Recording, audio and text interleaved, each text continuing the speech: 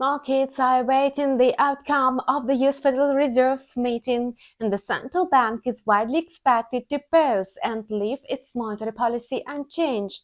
At the same time, traders are hoping to get some clues as to when the regulator will start cutting interest rates.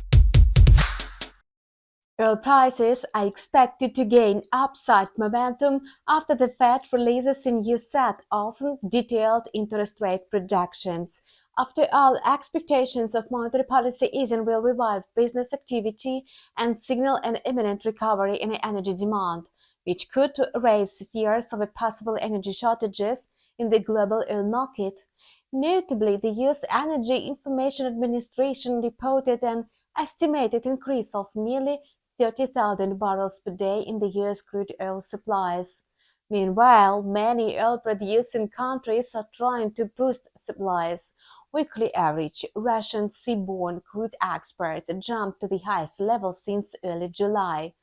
Canadian oil production is on a track to rise by 10% next year to a record high of about 5.3 million barrels per day. Brazilian crude oil production advanced by 9.6% in the third quarter from a year ago. All this is offsetting shortages fears that affecting oil prices. The oil market entered in a sudden sell-off, with the Brent crude losing about 3.5%. Thus, the downtrend has continued despite oversold conditions. Sellers are now approaching the key $70 and $72.50 area, which has repeatedly acted as a strong support and may prevent further losses. Let's move on the main topic of the day. Gold is standing still in anticipation of the outcome of the Fed's meeting. Given that the U.S. regulator is expected to announce an upcoming easing of a monetary policy, the yellow metal has every chance of jumping above $2,000 per troy ounce. After all, lower interest rates will lead to lower government bond yields, which in turn will boost the demand for gold as an alternative safe haven asset.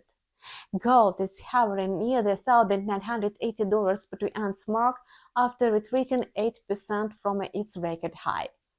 From a technical point of view, the market is close to the completing its correction, which may be followed by a gradual recovery. However, the main driving force will be the outcome of today's Fed meeting and tomorrow's ECB meeting. Yesterday, for the first time in a long time, the ruble behaved differently from oil. Instead of losing ground, the Russian currency not only edged higher, but also held steady at the level of 90 rubles per dollar. However, oil dipped in late trade and its decline was quite steep. Therefore, there is a possibility that the ruble will catch up with the oil today, with the dollar rising above 90 rubles. And this may happen before the end of the Fed's meeting. Besides, its outcome will be known after the Russian market closes. And that's all for now. We continue to follow developments in the financial markets. Subscribe to our channel and follow news with us. And see you soon.